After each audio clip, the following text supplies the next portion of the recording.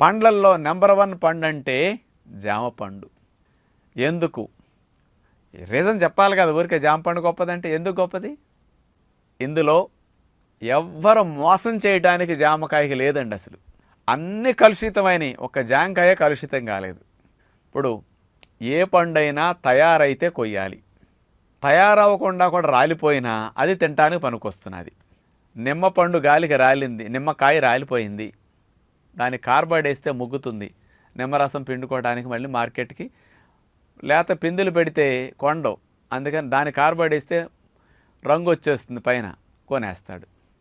మామిడికాయలు గాలి వాళ్ళకి రాలిపోయినాయి, మామిడికాయ కార్బైడ్ వేస్తాడు, ముగ్గిన పండులా కనపడుతుంది, సేల్ అయిపోతుంది.